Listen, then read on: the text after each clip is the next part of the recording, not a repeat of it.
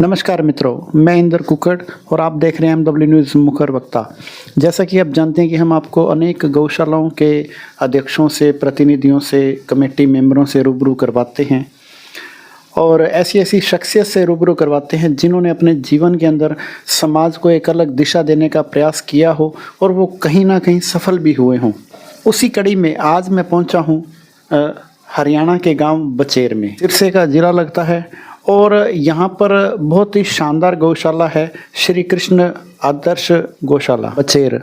और जहाँ के अध्यक्ष हैं, पिछले लगभग 1.25 साल से अध्यक्ष बने हैं और बड़े ही प्यारे ढंग से जो है गौशाला में अपनी सेवाएं दे रहे हैं रघुवीर जी जोरड़ साहब, जो कि एक गांव के अंदर जिनके बारे में कहा जाता है कि इनको व्यक्तिगत कोई लाभ नहीं है, पारिवारिक रूप से एकदम से मतलब जो अपनी जो जिम्मेदारियां हैं बाल बच्चों की वो निभा चुके हैं और अध्यक्ष के पद का दायित्व कह लो या प्रधान के पद का दायित्व कह लो, वो बहुत ही अच्छे ढंग से निभा रहे हैं।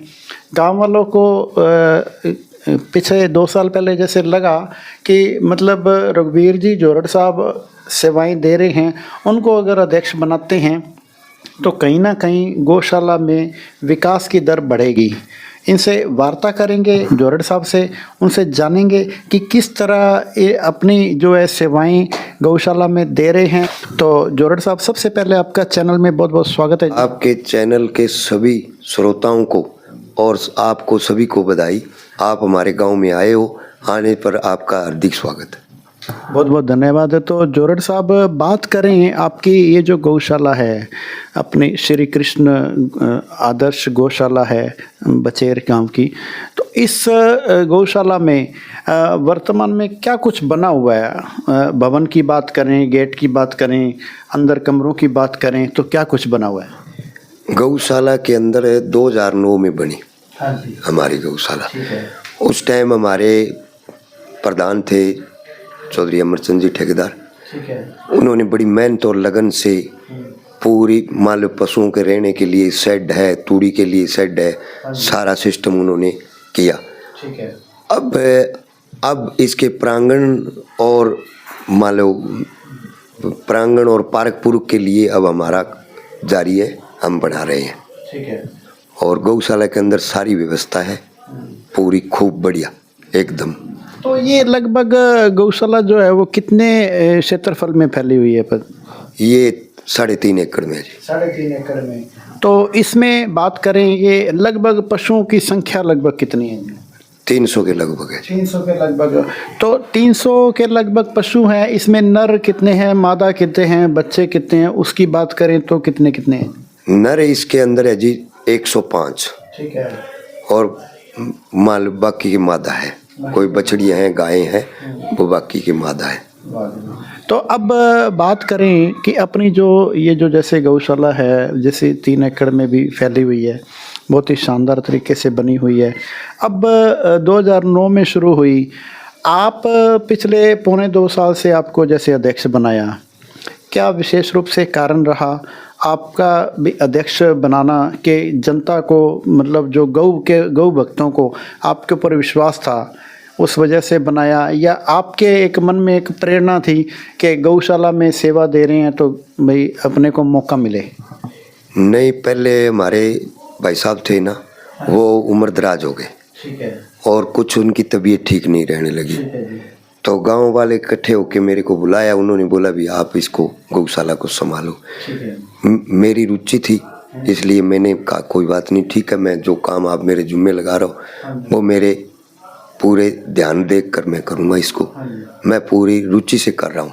ठीक है। बिना रुचि के तो कोई, देखो, किसी भी चीज़ को आगे बढ़ाने के लिए, गौशाला है, धार्मिक संस्था है, अगर रुचि लेंगे तभी आगे बढ़ेगी, और अगर रुचि नहीं लेंगे तो आगे कैसे बढ़ेगी? गाँव का सहयोग है जी, गांव से हरा भूसा सब कुछ। जैसे हमारे पास कुछ जमीन गांव की मान लो हरे चारे के लिए है, और गांववासी सभी खूब मदद कर रहे हैं। तो जोरड़ साहब, बात करें कि आपकी जैसे ये गौशाला है, इस गौशाला के अंदर बात करें अनुदान की, सरकारी अनुदान की, तो सरकारी अनुदान कितना आ रहा है और किस तरीके से आ रहा है, थोड़ा सा विस्तार से बताएं। सरकारी अनुदान पहले तो जी 300 रुपये पर गौवंश आ रहा था जी। बिल्कुल, हाँ जी। अब सरकार ने पीछे मान लो खट्टर साहब ने 750 रुपये किए। ठीक है। अब 1000 रुपये प्रति गौवंश है, साल में 2 बार आते हैं। साल में 2 बार आते हैं। हाँ, अब 1750 रुपये आगे आने के लिए कह रहे हैं। कह रहे हैं, हाँ। उम्मीद है भी जो अगली बार आएंगे वो 1750 1750 के हिसाब से आएंगे जी।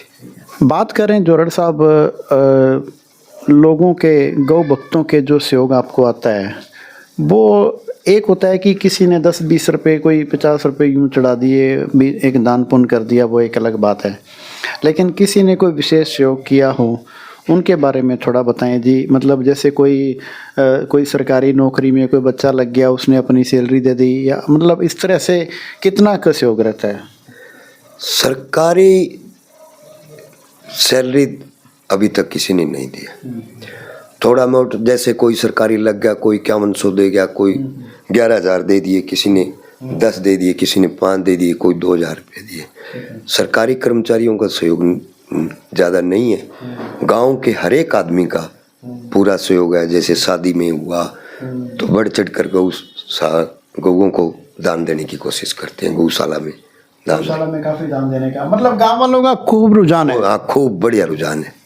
कई जैसे गौशाला के अंदर कोई धार्मिक कार्यक्रम, जैसे कोई गौ कथा है, कोई सहज पाठ हो, इस तरह के कोई पाठ वगैरह रखे जाते हैं अपनी गौशाला के अंदर, कभी कोई ऐसा कोई आयोजन किया गया है? नहीं जी, ऐसा आयोजन